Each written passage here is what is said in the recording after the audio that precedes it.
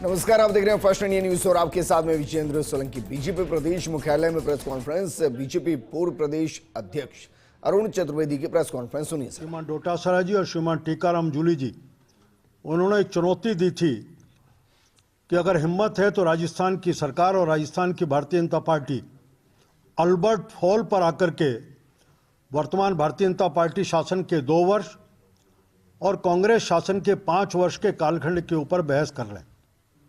हमने उस समय भी कहा था कि जिस फोरम पे चाहे बहस कर लें।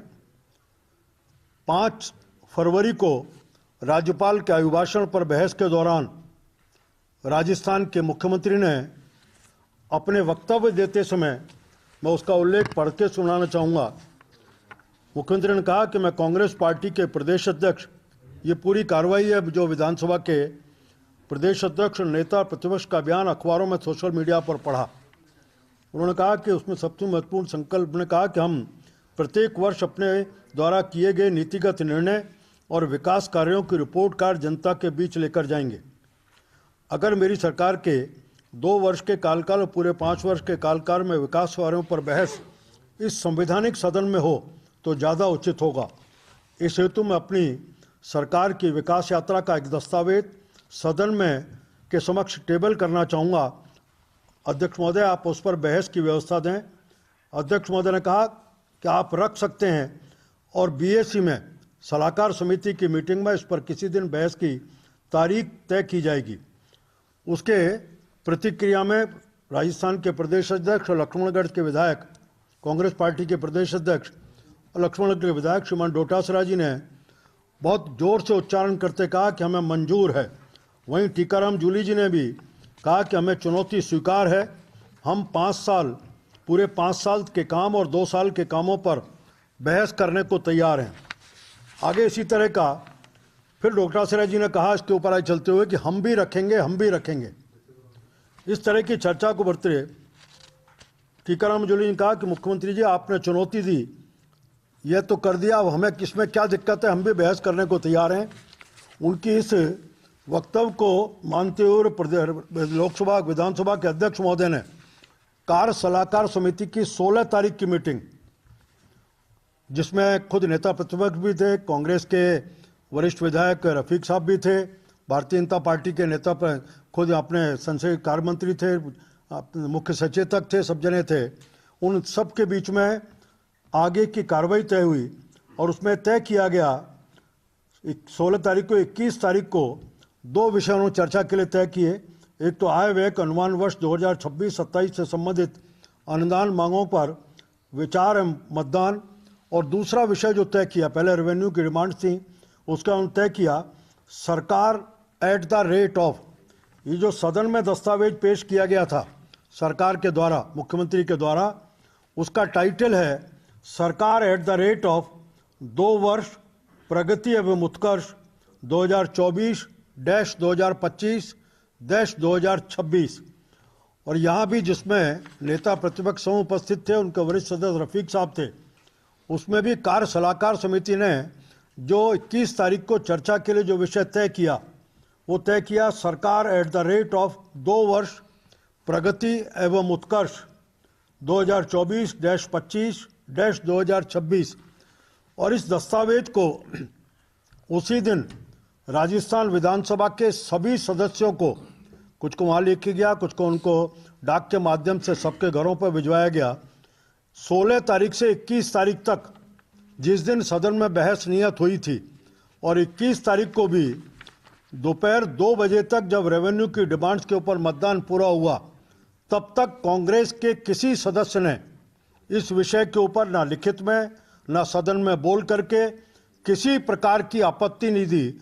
जो उनका संवैधानिक अधिकार था, वो चाहते तो जिस समय विधानसभा के अध्यक्ष ने व्यवस्था दी तब आपत्ति दे सकते थे, वो चाहते तो कार्य सलाहकार समिति की बैठक में आपत्ति दर्ज करके उसके ऊपर अपनी सहमति व्यक्त नहीं करते। वो चाहते तो सदन जब चालू हुआ 21 तारीख को, उस दिन सदन चालू होते समय भी विधानसभा अध्यक्ष के सामने आपत्ति व्यक्त कर सकते थे। किसी भी तरह से आपत्ति नहीं दी। और 2 बजे के बाद जब इसके ऊपर चर्चा शुरू हुई और माननीय विधानसभा अध्यक्ष महोदय ने पहले वक्ता को अपना वक्तव्य रखने के लिए बुलाया, तब कांग्रेस के लोगों ने इसके ऊपर पूरी तरह से बवंडर करने का काम किया। मेरा स्पष्ट आरोप है कि कांग्रेस, उनका एक चरित्र है, झूठ बोलो और भाग जाओ। ये एक बार नहीं, कांग्रेस के इतिहास में इस चरित्र का बार बार उन्होंने उच्चारण किया है, प्रकट किया है। और इस बार भी राजस्थान के सबसे बड़े सदन में मुख्यमंत्री ने अपना बड़प्पन दिखाया था। उन्होंने कहा कि हम सड़क के ऊपर चौराहे पर बहस करने के स्थान पर इस राजस्थान की सबसे बड़ी पंचायत में, जो 8 करोड़ लोगों का प्रतिनिधित्व करती है और यहाँ सभी दलों के लोग बैठे हैं, यहाँ सबसे अपेक्षा की जाती है कि वो सत्य बोलेंगे, सत्य के अलावा कुछ नहीं बोलेंगे। इस सदन में बहस करने का अनुकार जिसको कांग्रेस के लोगों ने स्वीकार किया था। मुझे लगता है कि कांग्रेस को इस बात का अंदेशा था कि अगर बहस होगी तो एक एक करके कांग्रेस के चिथड़े उड़ेंगे। कांग्रेस पार्टी ने 5 सालों में जिस प्रकार के काम का उनका बात की गई, उसका अलग अलग समय पर आंकड़े देखे जाएं तो ध्यान में आता है कांग्रेस ने जो बजट पेश किए, उन बजटों की स्थिति 2018-19-20 में पहला बजट पेश किया जिसमें घोषणाएं 379 की, 308 पूर्ण की, काम पूरे नहीं हुए वो 70% थे, 70 है 19%। 20-21 में 364, 261 पूर्ण हुए, 101 काम पूरे नहीं हुए।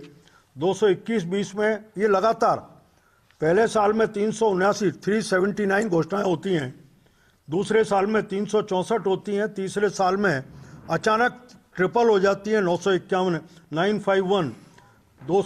चौथे साल में 1028, वो 4 गुना बढ़ती हैं। और 23-24 में आते आते 1426, जिनमें से केवल 20% पूरी होती हैं। 80% घोषणाओं के ऊपर बजट का प्रावधान नहीं होने का कारण से उनकी पूर्ति नहीं हो पाती।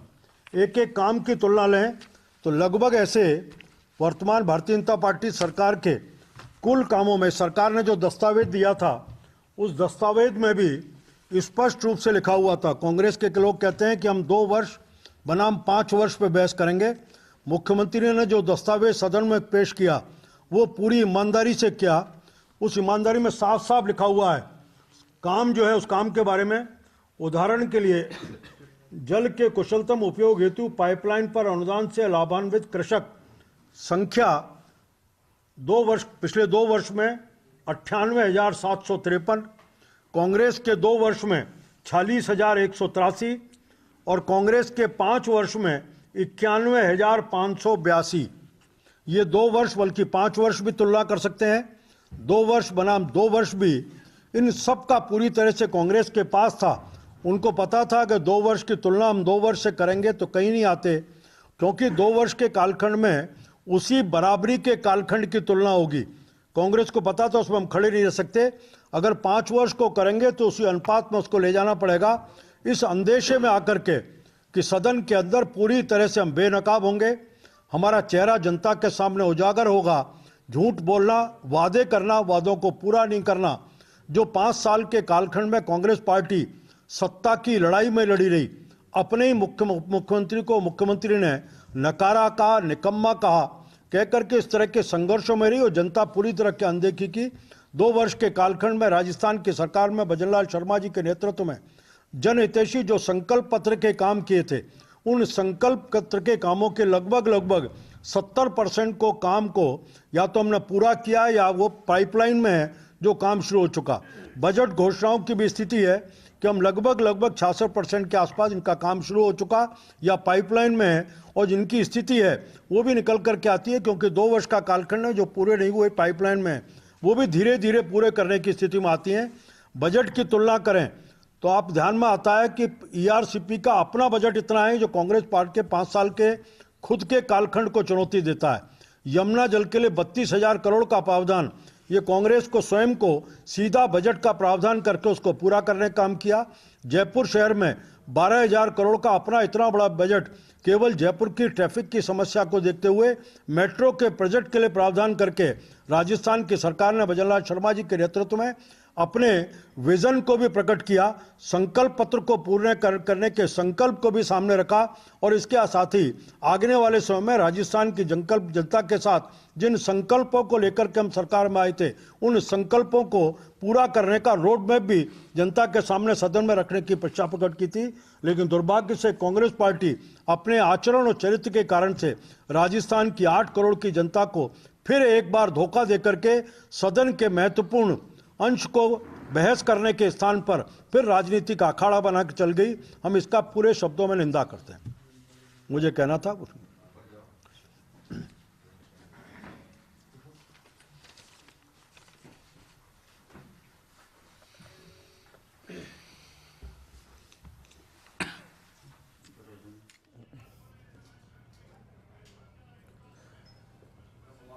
बीजेपी प्रदेश मुख्यालय के अंदर प्रेस वार्ता पूर्व प्रदेश अध्यक्ष अरुण चतुर्वेदी प्रेस वार्ता कर रहे थे।